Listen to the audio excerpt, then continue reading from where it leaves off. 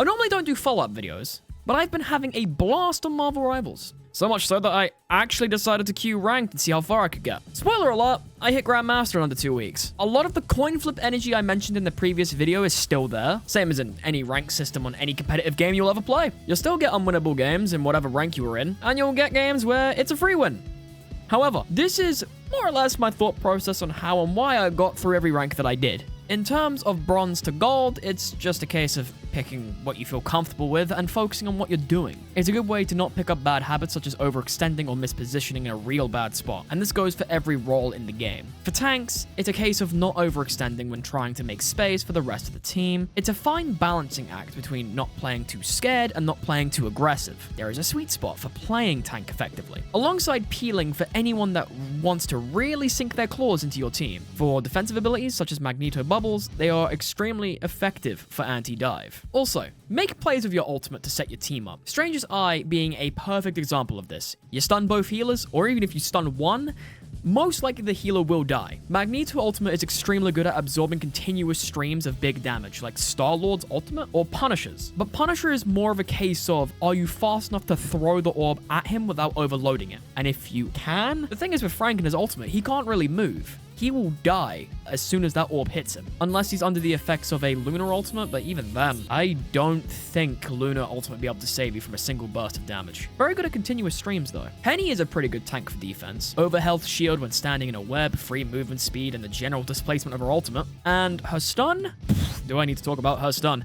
Her stun has ruined more Doctor Strange ultimates than I can count, which not only does damage on a physical level, it also does damage on a psychological level.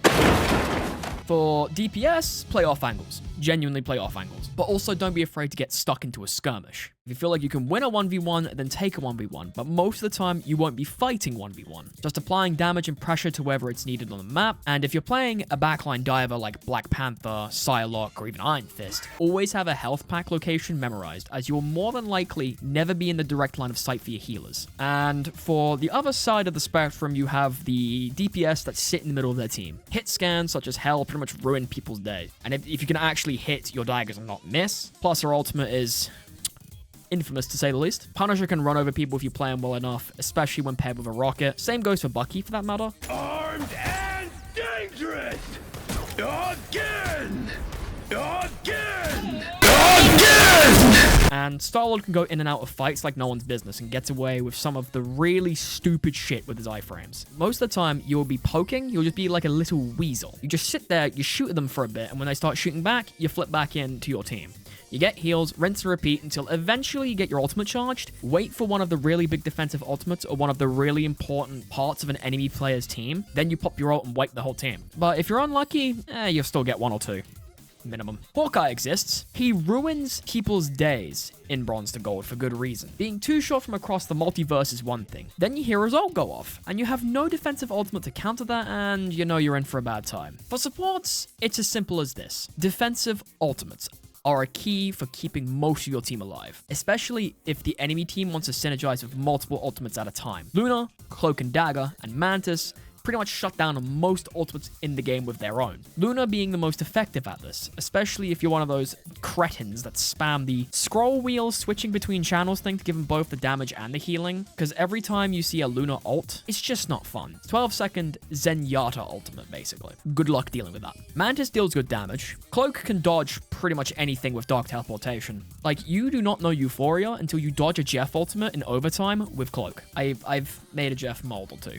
That's all I'm saying. Rocket can maintain the tempo of a fight with his respawn beacon if it isn't destroyed. The higher you climb, the more those beacons get destroyed, so you need to get a bit more clever when it comes to hiding them. You can draw out a fight for a lot longer than people realize. A lot of Rocket's power comes from those drawn out fights. His mobility means that he's pretty much able to peel for himself, and he can play for himself. Rocket players are surprisingly selfish, and I know this from experience. It allows for his team to look behind them, and if the backline diver is struggling, it's probably a free pick. especially if they're tunneled in on Rocket himself. And if both teams are in a neutral fighting state, where let's say all 6 people are up, no ultimates going out, it's just poking, prodding, seeing if someone gets a pick, and that's usually a very important part of like the neutral game when it comes to Marvel Rivals is poking. Rocket's ultimate automatically makes his team more dangerous in the neutral, with that 40% damage boost, and normally when you hear his voice line, there is a good chance you're going to hear at least 2 or maybe 3 more ultimates come out after that. Adam with his massive res isn't something to scoff at either. Since we are talking about characters with res abilities, Adam is another really good one. Along with Soul Link making fights a whole lot easier, he's also hit scan,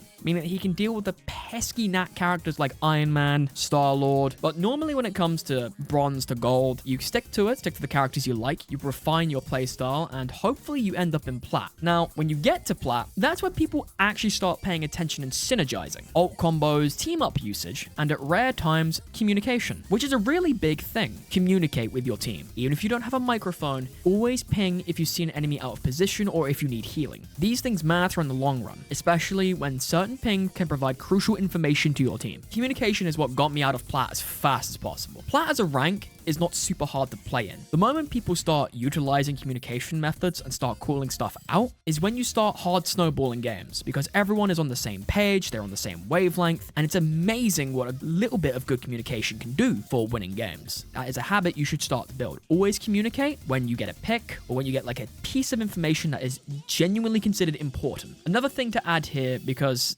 I learned this the hard way in Plat, is never tilt Q. If you lose a game, take a break. Straight up. Tilt queuing is the fastest way to flush progress down the proverbial toilet. You start making mistakes, and you start constantly re-queuing into losing games because you're not playing at your best personally, and sometimes one mistake you make yourself can completely throw a game out. I learned this the hard way. I have thrown multiple games. I am sorry to all my ranked teammates that have had me throw games. I was not in a good state of mind. I was crashing out. Always take breaks and keep yourself calm. Remember that when it comes to climbing ranks in this game, it's a marathon, not a sprint. Sometimes you'll be there for the long haul. I had days where I played 10, 15 games, never made any progress over the day. However, I'd save it till the next day to see where it goes from there. If you need to make things a little bit easier, I would 100% recommend queuing with at least one other player. Platinum is a nightmare solo queue. A few good games here, yelling about Luna and a broken ass ultimate there, but with clear mind and calm hand, I eventually ended up in Diamond. Now, Diamond is where this game completely changes. With the introduction to hero bans and preliminary phases, the pace of the game completely changes. Say goodbye to Hell and Hawkeye because those two will never make it past bans 95% of the time. Luna and Hulk also get banned a lot, so you'll never see them either. Hulk being the anchor for the Gamma Charge team-up completely destroys the extra damage that Iron Man will get from that comp. Luna's ultimate is so busted that when you take it out of the game, you get a chance for other healers to shine. You see more characters like Adam and Rocket simply due to the utility those two provide. Adam you'll see more, and Rocket I've surprisingly seen a lot more when I started climbing deeper into Diamond and inching a bit closer to Grandmaster. People seem to realize that the Raccoon is surprisingly strong. You'll eventually start seeing the one-trick players come into the mix, the good one-trick players that know what they're doing, but if you want to have a good time in Diamond, I recommend this. Flex. Please. For the love of all things good, flex. I understand how you can pick one character and stick to it and be a loyalist to that character. If you want to climb at this rank, you need to learn at least another character or another 2. If you can play 2 or 3 characters in each role, you should be fine. Unless you're like me. I'll be honest, I don't like playing DPS in this game all that much. And that's just due to me being a tank support player. I pretty much had to flex almost every game. It isn't a bad thing. With the practice I got in Diamond Ranked, I started to refine my playstyle in both roles. With Tank, it was learning to put more faith into my team, to utilize the space and opportunities that me and the other tank player, if I'm not solo tank, would generate for them. And for support, it was more vigilance and ultimate timing, keeping your teammates alive in crucial moments to allow a critical pick or a big ultimate to pop off. That is amazing.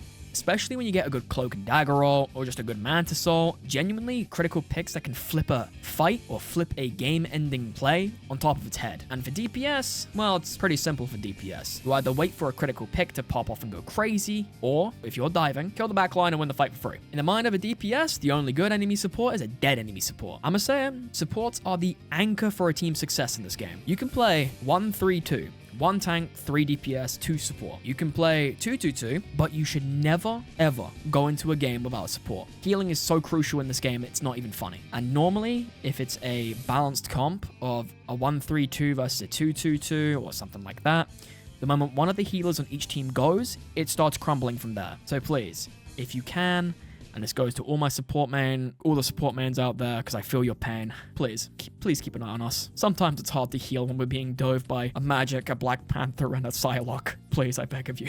Anyway, moving on. Another thing would be of note is positioning. You ever wondered why good positioning matters a lot in high levels of play? It means you always have an out. It means you are always in the best position possible to make sure you yourself don't die. If you put yourself in the best position possible in response to a situation, you'll be fine. As long as you're not dying for no reason and feeding ult charge and giving the enemy team resources while depriving your own team of resources or critical heals, you'll be fine. It's just a case of play your life. Play your life in ranked. If a fight is not going your way and you have a chance to retreat and regroup with your team, take that chance. Cut and run. You do not want to be dying if you can help. You can retreat, regroup, wait for the team. You can go into the next fight as a team. Staggering in this game is a surefire way to have a bad round and possibly lose the match. You never want to stagger. If you notice that your team is staggering, call it out.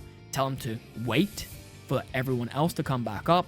Play as 6 and you should be fine. And that's enough of my 17 minutes of rambling. Where would my conclusion come from? Overall, I'd say ranked as an experience is a case of trial and error alongside playstyle refinement. You can't win every game, and at some points, you'll throw games by complete mistake. And as I said before, I've done that myself. Ranked is a fun experience. The quality of games varies massively, but a positive experience overall. Diamond Plus is a whole different game with the bans and the utter erasure of big 4 heroes of the game, allowing for more of the underrated picks to shine through, is something that should be instated throughout the ranked system. Bans should be a universal thing. Marvel Rivals in general is a great game, and this is the first game I have really put a lot of effort into grinding the competitive mode for. I'm not someone who likes getting competitive all that much, due to the fact that I have almost famous crash outs between me and my group of friends.